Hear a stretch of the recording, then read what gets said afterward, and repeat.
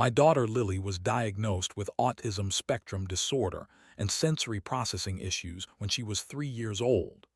The doctors explained that her brain processed sensory information differently than most people. Sounds could be overwhelming, textures could cause distress, and changes in routine could trigger anxiety attacks. But Lily was also the brightest light in my life. Her laugh could fill a room with joy, and her unique perspective made me see the world differently every single day. When Lily turned 7, I decided we needed a fresh start. My position at the Department of Justice kept me busy with cases involving disability rights and accommodation laws, but I deliberately kept my work and home life separate. I wanted Lily to have a normal childhood, not one defined by legal battles or my professional identity. After months of searching, we found the perfect home in Maple Creek Estates. The house itself needed work, but the location was ideal. It was just 10 minutes from the specialized school program Lily had been accepted into, 15 minutes from her occupational therapist, and in a district known for its resources for special needs children. I spent our entire savings and took out a second mortgage to make it work. This was going to be our forever home. The first renovations focused entirely on making the space suitable for Lily. I widened doorways to accommodate days when her coordination was affected. The bathroom received special non-slip tiles with texture patterns that helped her with spatial awareness. Every light fixture was replaced with dimmable, non-fluorescent options to prevent sensory triggers. The kitchen cabinets received transparent doors, so Lily could see what was inside without becoming overwhelmed by choices. Our neighbors initially seemed welcoming. The family to our right brought over cookies when we moved in. The retired couple across the street offered gardening advice. No one mentioned the homeowners association during those first few weeks. I noticed the perfectly maintained lawns and matching mailboxes, but I was too focused on settling Lily into our new routine to connect the dots. The backyard became my passion project. With guidance from Lily's occupational therapist, we designed a sensory garden that would provide therapeutic benefits while looking beautiful. Wind chimes with different tones helped with auditory processing. Raised garden beds with various textures, smooth stones, soft moss, rough bark, gave her tactile stimulation. A small water feature provided both visual and auditory calming effects. The colorful tile path helped with her balance training, while bringing vibrant energy to the space. For 3 blissful months, we existed in peaceful harmony with our surroundings. Lily was responding well to the sensory garden therapy. Her meltdowns decreased in frequency and intensity. She began making progress at school that her teachers called remarkable. I would watch her from the kitchen window as she explored different sections of the garden, her face serene in a way I had rarely seen before. We had finally found our sanctuary. Looking back now, that period of calm was simply the quiet before the storm. The first hint of trouble arrived in a cream-colored envelope with Maple Creek Estates Homeowners Association printed in elegant script across the top. Inside was a welcome letter explaining the community standards, along with a thick booklet of rules and regulations. I skimmed through it that evening after putting Lily to bed. Most seemed reasonable enough. Restrictions on holiday decorations, trash can placement, approved paint colors for home exteriors. I noted the section about landscaping requiring approval, but did not think much of it. Our sensory garden was tasteful and well-maintained. I filed the booklet away in my home office. 2 days later, I was helping Lily practice her fine motor skills by planting new flowers in the garden when a sharp voice interrupted us. "Excuse me, but what exactly is all this?" The woman stood at our garden gate, her blonde hair cut in a precise bob that did not move despite the breeze. She wore a navy pantsuit despite the warm weather, and her red-framed glasses matched her lipstick exactly. A clipboard was clutched tightly in her manicured hands. "This is our garden," I answered simply, standing to face her while keeping a protective stance near Lily, who had already begun to show signs of anxiety at the interruption to our routine. "I am Victoria Harmon, president of the HOA," she announced, stepping onto our property without invitation. "And this garden violates at least 7 different community standards." She began checking items off on her clipboard. Unapproved structures, non-standard landscaping elements, excessive ornamentation, unapproved pathway material. I explained that the garden served therapeutic purposes for my daughter. Victoria glanced briefly at Lily, who was now sitting with her hands over her ears, rocking slightly. There was no softening in her expression. Medical necessities still require proper approval through channels. You will need to submit formal modification requests for each element. In the meantime, you have 14 days to return the yard to approved standards. That first encounter set the pattern for what would become a months-long struggle. Each accommodation in our home became a target. The grab bars we had installed by the front steps received a violation notice for unapproved exterior modifications. The subtle ramp that allowed Lily easier access on days when stairs were challenging was deemed inconsistent with neighborhood aesthetic. Even the special film we had applied to our front windows to reduce glare that triggered Lily's migraines was cited as a violation of the approved window treatment guidelines.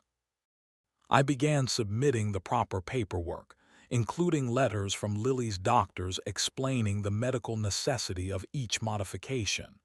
Victoria seemed to take personal pleasure in finding reasons to reject each application. Insufficient documentation, aesthetically incompatible with community standards, alternative solutions required. My neighbor Thomas from across the street caught me collecting yet another violation notice from our mailbox. He looked around nervously before approaching. "Victoria has been running the HOA like her personal kingdom for years," he confided. "My wife wanted to install solar panels last year. Victoria blocked it 3 times despite state laws protecting such installations. Eventually, we just gave up." Other neighbors shared similar stories in hushed tones. One family had been fined repeatedly for their son's basketball hoop. An elderly resident had fought for months to install a security camera after her home was broken into. Victoria's reign of strict enforcement had created an atmosphere of compliance through fear. I had dealt with difficult people throughout my career at the Department of Justice. My role in disability rights enforcement meant regular confrontations with entities resistant to making legally required accommodations. But I had always approached those situations as a professional, with the weight of federal law explicitly behind me. Here, I was just another homeowner, trying to navigate a situation without bringing my professional identity into it. I wanted to resolve this reasonably, to find common ground without escalation.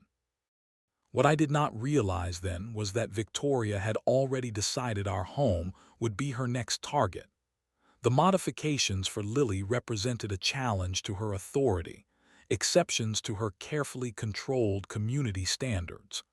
And Victoria Harmon did not allow exceptions, not even for a child with special needs.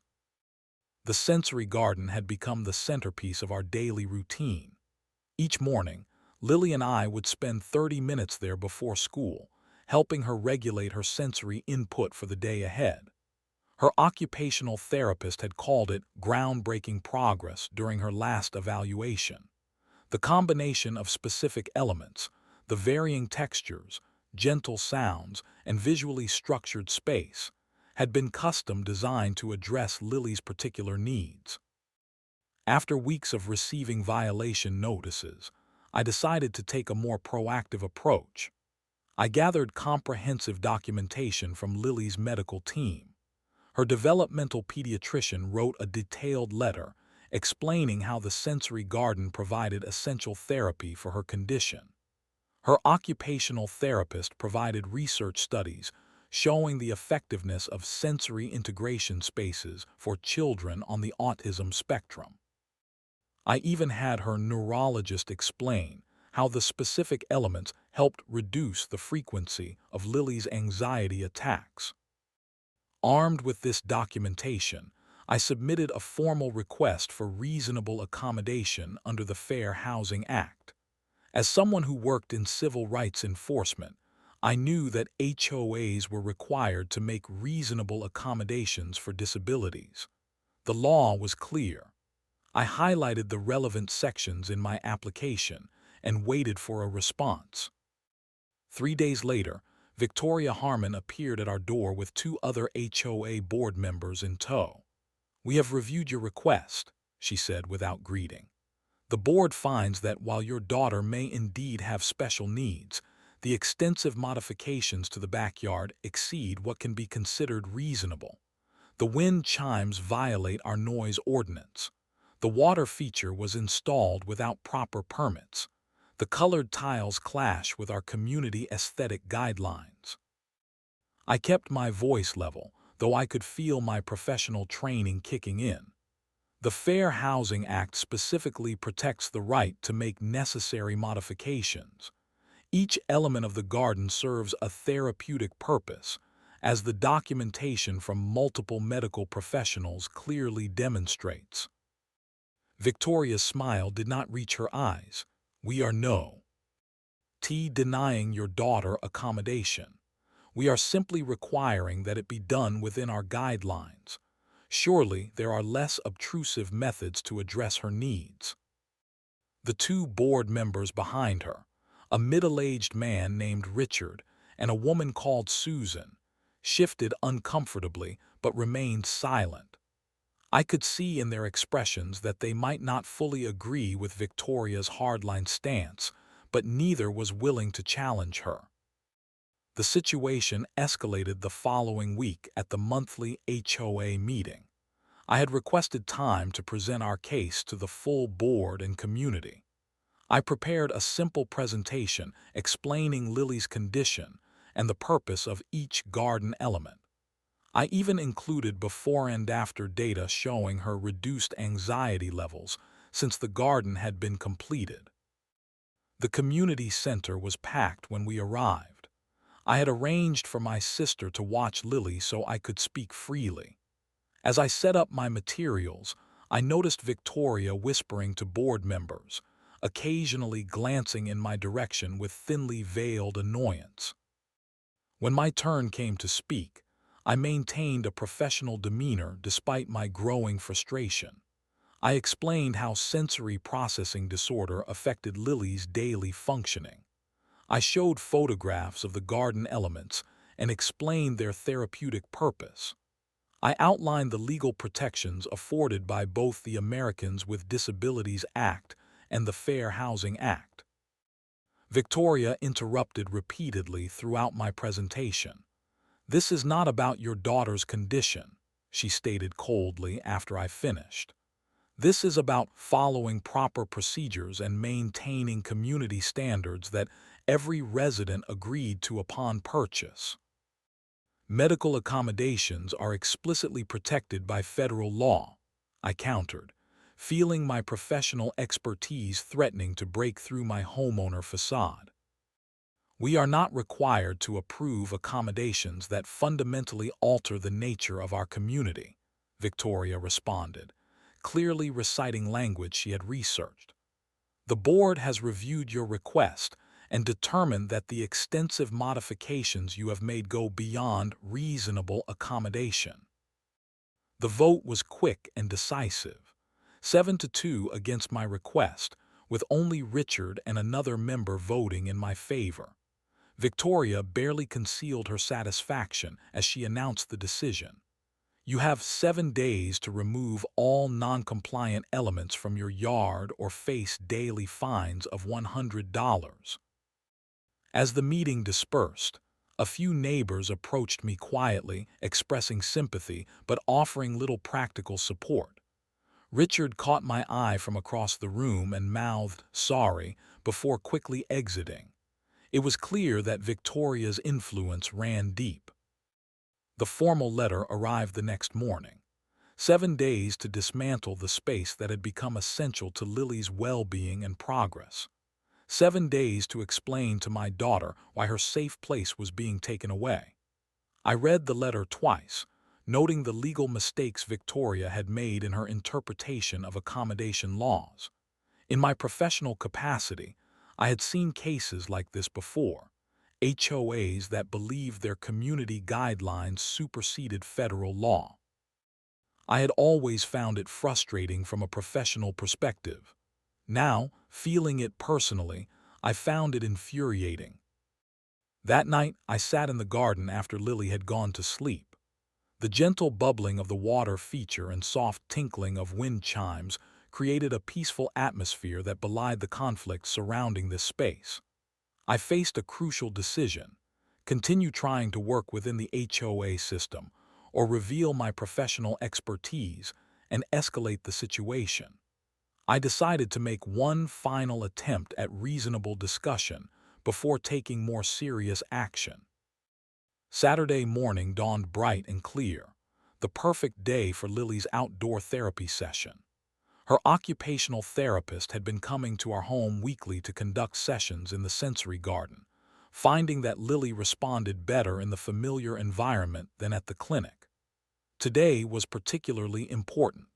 Lily had been struggling with increased anxiety due to the tension she inevitably sensed despite my efforts to shield her from the HOA conflict. Sarah, her therapist, arrived at 9 o'clock with her usual bag of tools and activities.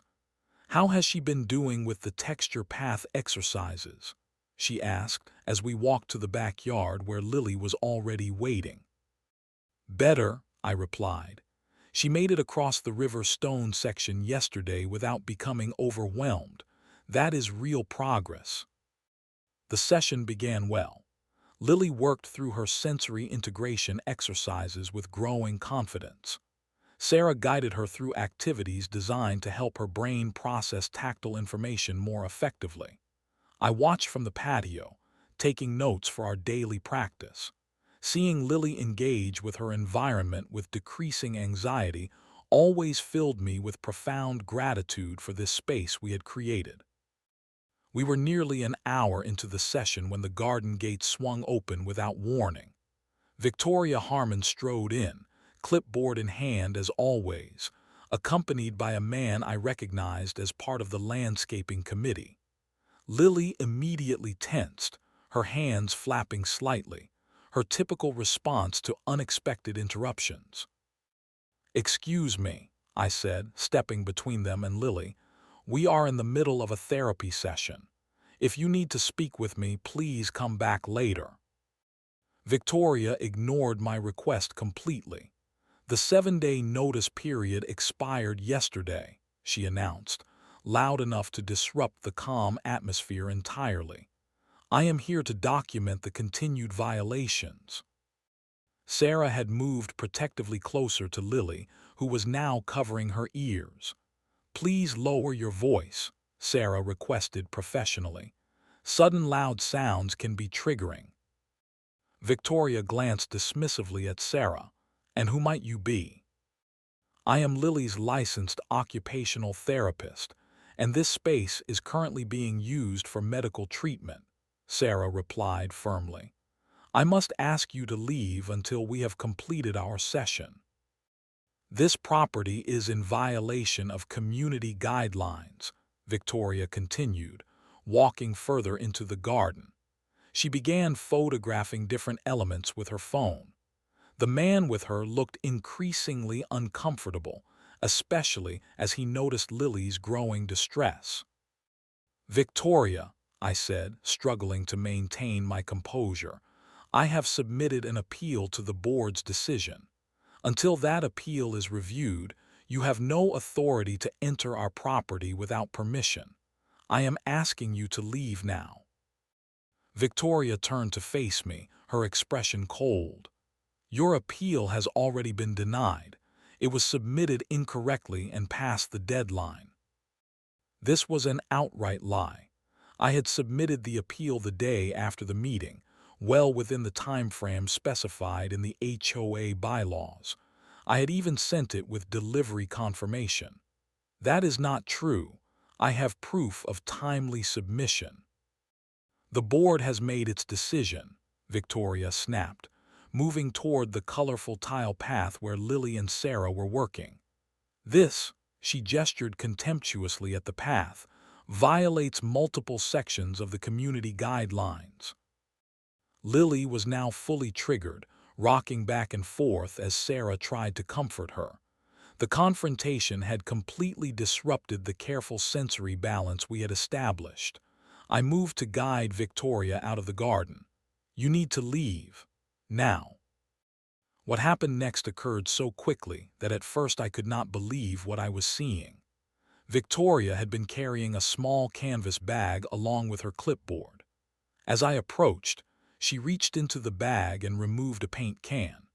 Before I could react, she had popped the lid and was pouring thick white paint directly onto the colorful therapy tiles where Lily had been working moments before. "If you will not comply with community standards," Victoria declared, "then the HOA will enforce compliance." Lily screamed. Not a typical child's scream of anger, but the raw, primal sound of a child with sensory processing issues experiencing severe overload. The white paint splattered across the vibrant colors, dripping onto the surrounding sensory elements. Victoria continued pouring, moving to the textured plant containers and decorative wind chimes. "Stop!" I shouted, rushing forward. The landscaping committee man finally intervened, grabbing Victoria's arm. "Victoria, this is going too far," he protested, looking horrified. By now, neighbors had appeared at their windows and fences. One woman across the street had come outside, phone raised, clearly recording the incident. Another neighbor had rushed into our yard and was standing frozen in shock. Lily's distress had escalated to a full meltdown. Sarah had wrapped her in a protective embrace, trying to shield her from the visual assault of watching her safe space being deliberately destroyed. Lily's body shook with sobs as she buried her face against Sarah's shoulder. I knelt beside them, my own hands trembling with a mixture of rage and heartbreak. "It is okay, Lily. We will fix it. Everything will be okay," I promised, though at that moment I was not certain how I would keep that promise. Victoria stood amid the destruction she had caused, paint splattered on her designer shoes. For a brief moment, I thought I saw a flicker of realization cross her face as she took in the scene. The professional therapist comforting my sobbing child, the neighbors watching in horror, the man from her own committee backing away from her in disgust. But if there was any moment of doubt, it quickly vanished behind her mask of authority. "The HOA bylaws clearly state that the association has the right to remedy violations," she stated coldly, though her voice lacked its previous confidence. "Get out," I said, my voice dangerously quiet. "Get off my property right now." As Victoria and her reluctant companion retreated, neighbors began to approach. Mrs. Chen from next door brought clean towels. The woman who had been recording came forward holding out her phone. "I got all of it," she said. "Every second. This is not right." For the rest of that afternoon, I focused solely on helping Lily recover from the trauma. Sarah stayed well past her scheduled time, working through calming techniques. Eventually, exhausted, Lily fell asleep on the living room couch, tear tracks still visible on her cheeks. That evening, after ensuring Lily was settled, I went to my home office and closed the door. On my desk sat my Department of Justice credentials, rarely brought home but present as a reminder of the work I did protecting the rights of people exactly like my daughter. I had kept my professional life separate from our neighborhood dispute out of a desire to resolve things amicably, without leveraging my position. That approach had failed spectacularly. I turned on my laptop, the DOJ seal appearing on screen as it started up. The time for being just another homeowner was over. Victoria Harmon had not just violated HOA procedures or even civil housing law, she had deliberately traumatized a child with disabilities. As I began typing an email to my colleagues in the Civil Rights Division, I felt a cold clarity replace the day's chaos. Victoria had no idea what she had just set in motion. Few people knew that my position at the Department of Justice was not just any role. For the past 8 years, I had served as Deputy Chief of the Disability Rights Section within the Civil Rights Division. My team was specifically responsible for enforcing the Americans with Disabilities Act and the Fair Housing Act across the country. We handled cases ranging from employment discrimination to housing violations to public accommodation failures. My specialty was cases involving institutional barriers to accommodation, exactly what Lily had encountered with the HOA. That night, after documenting every detail of the paint incident, I pulled out the comprehensive file I had been building since the problems with Victoria began. Every violation notice, every email, every rejection letter, all meticulously preserved with dates and notes. I added photographs of the paint damage and screenshots of the video my neighbor had taken. Then I began researching our specific case within the framework I knew so well professionally. The Fair Housing Act was unambiguous. HOAs could not refuse reasonable modifications needed by persons with disabilities. They could not enforce aesthetic rules that prevented necessary accommodations. They certainly could not destroy existing accommodations as Victoria had done. What made our case particularly strong was the careful documentation we had provided of Lily's medical needs, including statements from multiple healthcare professionals. I called my colleague Michael, who specialized in Fair Housing Act enforcement. "I need your perspective on something, but it is personal, not official yet," I explained, outlining the situation without mentioning my specific HOA or Victoria by name. "This is textbook discrimination," Michael replied without hesitation. "The HOA's actions would constitute willful violation of disability protection laws. The deliberate destruction of accommodations would make it egregious enough that we might consider it for departmental action rather than just private litigation." Next, I consulted with Susan, a friend who practiced disability rights law privately. "What happened to your daughter is unconscionable," she said after hearing the details. "Beyond the housing violations, there could be personal liability for intentional infliction of emotional distress. The fact that your daughter was actively receiving therapy when this occurred makes it even more serious." Throughout the following day, I compiled a comprehensive legal brief outlining all applicable violations. I cited specific provisions of federal law, relevant case precedents, and detailed damages, both the physical destruction of our property and the emotional trauma inflicted on Lily. I included statements from Sarah documenting the therapy disruption and subsequent setbacks in Lily's treatment plan. I was no longer acting as a private citizen, but as a legal professional with specialized expertise. The brief I prepared was not just a complaint, but a roadmap for potential federal investigation. While I could not directly investigate my own case due to conflict of interest, I could ensure it was presented with the precision and thoroughness that would command attention from the appropriate authorities. By Wednesday, I had finished preparing 3 separate actions. First, a formal complaint to the Department of Housing and Urban Development's Fair Housing Division, which would trigger a federal investigation. Second, a notice of intent to file a private lawsuit against both the HOA as an entity and Victoria personally.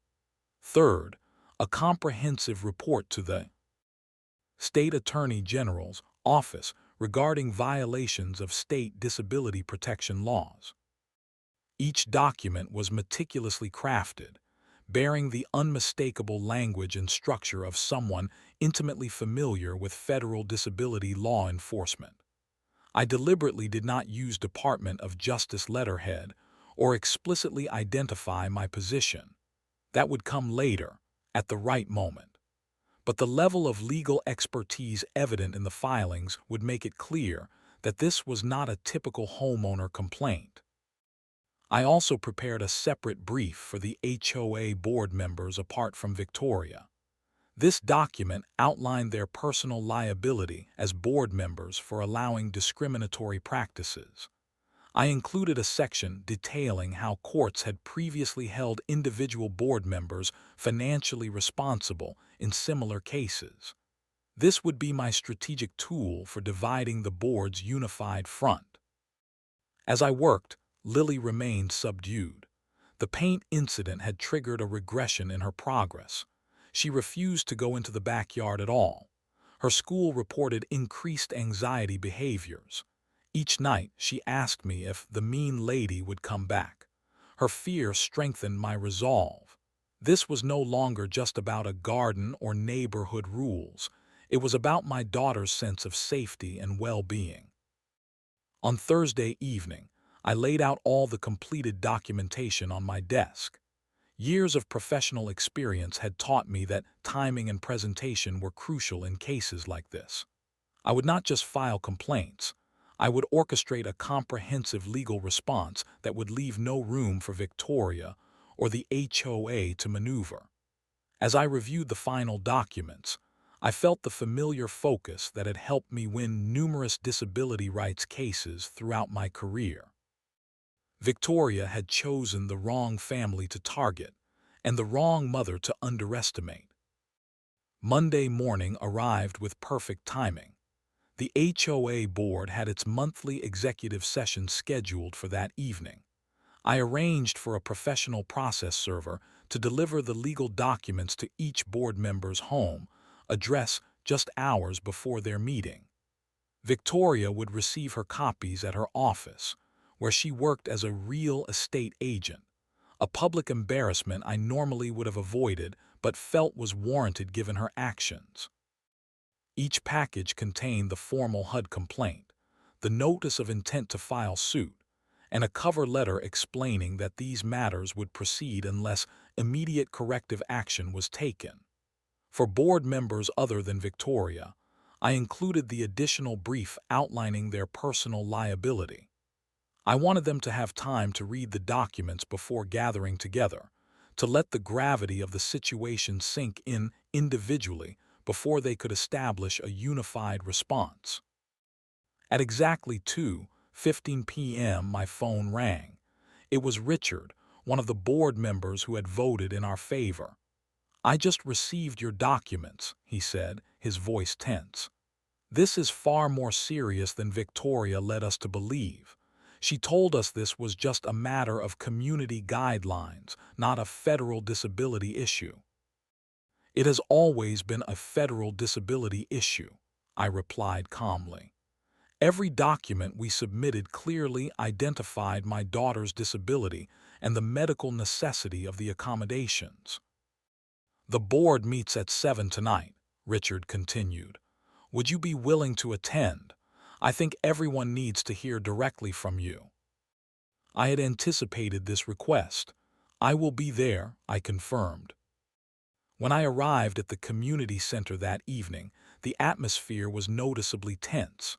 Board members huddled in small groups, legal documents clutched in their hands. Victoria sat alone, her usual composure visibly shaken. When she saw me enter, her eyes narrowed, but there was uncertainty in her expression that had never been there before. Richard called the meeting to order promptly at 7. "We have a serious legal situation that requires immediate attention," he announced, nodding toward me. "I believe we should hear directly from the party who has filed these complaints." I approached the table calmly, placing my portfolio in front of me. "Good evening." As you all know, I have filed formal complaints regarding the treatment of my daughter and the destruction of medically necessary accommodations at our home." Victoria interrupted immediately. These threats are clearly an attempt to circumvent proper HOA procedures. The modifications were never properly approved. I turned to face her directly. "Ms. Harmon, I have not yet introduced myself properly to the board. My name is not just a concerned parent. I am the Deputy Chief of the Disability Rights Section of the Civil Rights Division at the United States Department of Justice." The silence that followed was absolute. Victoria's face drained of color as the implications sank in. I continued, "In my professional capacity, I oversee federal enforcement of the Americans with Disabilities Act and the HOA Housing Act across the country. While I cannot personally investigate this case due to obvious conflict of interest, I can assure you that my colleagues take these matters extremely seriously." From my portfolio, I produced my DOJ credentials and placed them on the table. This is not a matter of HOA guidelines versus homeowner preference. This is a clear case of disability discrimination that has been documented by multiple witnesses and healthcare professionals. As the reality of the situation dawned on the board members, the unified front collapsed immediately. Susan, the board secretary, was the first to distance herself from Victoria. "I raised concerns about denying the accommodation request," she stated, looking directly at Victoria. "You assured us it was within our legal rights." Other board members quickly followed suit. One after another, they revealed how Victoria had controlled information, selectively shared details, and assured them of legal positions that were clearly incorrect. The picture that emerged was of a board that had been manipulated by its president into actions they now realized were legally indefensible. Throughout this unraveling, Victoria attempted several times to regain control. "The board voted unanimously on these matters," she insisted, though several members immediately contradicted her. "We voted based on the information you provided," Richard countered. "Information that was clearly incomplete and misleading." As the meeting progressed, neighbors began arriving. Word had spread quickly about the legal actions and my DOJ position. Several came forward with their own stories of Victoria's overreach and discrimination. The elderly woman who had been denied security cameras shared documentation of 3 break-ins at her home. A family presented emails showing Victoria had blocked their request for a temporary ramp when their child was recovering from surgery. Victoria's position deteriorated with each new testimony. When confronted with the video of the paint incident, several board members gasped audibly. "I was following the remediation provisions in our bylaws," Victoria claimed weakly. "Pouring paint on a child's therapy equipment is not a remediation provision in any HOA bylaws," I responded, my voice firm but professional. "It was an act of deliberate cruelty toward a child with disabilities." By the end of the meeting, the board voted unanimously, with Victoria abstaining, to issue a formal apology, approve all our requested accommodations, and establish a committee to review all HOA policies for compliance with disability laws.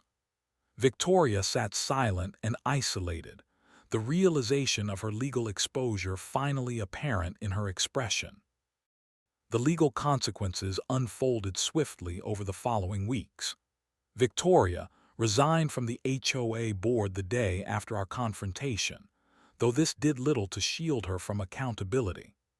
The HUD investigation proceeded despite the HOA's corrective actions, resulting in substantial fines against the association and mandatory training for all board members on Fair Housing Act requirements. Victoria faced personal consequences as well. The State Real Estate Licensing Board opened an investigation based on her actions, citing ethical violations related to fair housing practices. As part of the settlement we eventually reached, she was required to complete 200 hours of community service at a local center for children with disabilities. I took no pleasure in her professional difficulties, but I believed the experience might give her perspective she clearly lacked. The HOA itself underwent a complete transformation. With Victoria gone, Richard stepped into the role of interim president and immediately established a disability accommodation committee with myself as an advisor. We rewrote the architectural review guidelines to explicitly prioritize accessibility needs over aesthetic concerns. Monthly educational sessions helped neighbors understand various disabilities and the importance of inclusive community design. Most importantly, the community rallied around Lily in ways I never expected. The weekend after the emergency board meeting, neighbors appeared in our backyard with supplies, tools, and determination. What started as a cleanup effort evolved into a complete renovation of the sensory garden. People researched sensory integration equipment and planted new textured plants. One neighbor who worked as a contractor installed an improved water feature with adjustable flow for different sensory needs. Mrs. Chen from next door, a retired art teacher, designed and painted new therapy tiles with even more vibrant colors and textures than before. The retired couple across the street installed wind chimes they had specially ordered with tones specifically calibrated for sensory sensitivity. Thomas and his wife added solar-powered gentle lighting that created soothing patterns at dusk. Lily watched this transform, Asian with cautious hope. The trauma of the paint incident had not disappeared, but seeing the community come together to rebuild her space helped her understand that one person's cruelty did not define our neighborhood.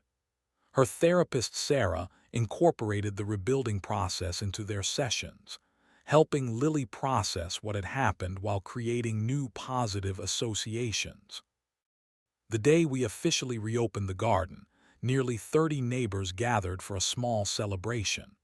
Lily, initially overwhelmed by the crowd, found courage to cut the ribbon we had strung across the garden entrance. As she explored the new and improved elements, I watched her face carefully. When she reached the area where the paint had been poured, now transformed into an especially beautiful mosaic of textures and colors, she paused. Then slowly, she smiled. That moment represented everything I had fought for, not just as a parent or as a DOJ official, but as someone who believed in the fundamental right of every person to belong and be accommodated with dignity. The garden had become more than just a therapy space for Lily. It had become a symbol of community education and growth. In the months that followed, our neighborhood became known throughout the region for its progressive approach to accessibility. Other HOAs contacted us for guidance on updating their own policies. I began offering educational seminars on housing rights for communities and property managers, always careful to present the information as both a professional and as a parent who understood the personal stakes involved. Lily continues to flourish in her garden, making progress that her medical team calls remarkable.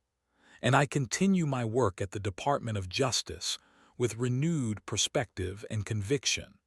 Sometimes the most important battles for justice begin right in our own backyards.